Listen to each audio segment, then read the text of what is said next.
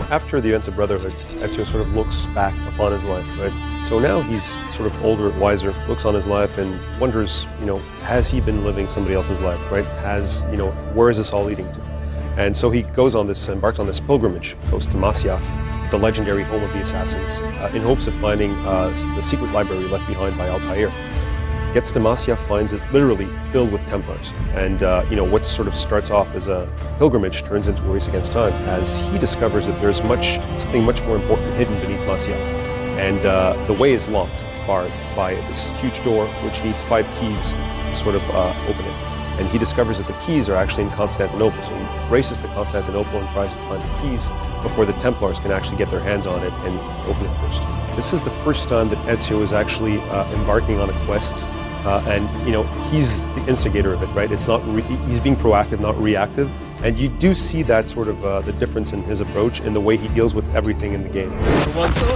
Ezio arrives in Constantinople, finds it sort of in the middle of a sort of a political, almost a civil internal war, right? The Sultan is getting older, his 2 sons are sort of vying for power, and there's this, huge unstable situation going on there.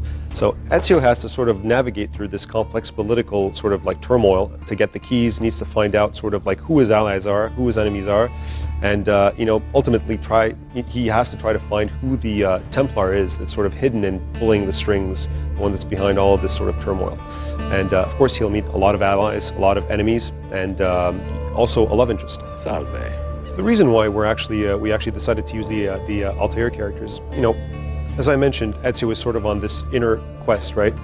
And he's the one that's actually playing as Altair. It's not Desmond. And the reason that this is possible is because the keys that they're actually finding, that Ezio is actually finding in Constantinople, are first civilization artifacts. And these artifacts are actually sort of the predecessors to the Animus, right? They record sort of key moments in somebody's life. In this case, Altair.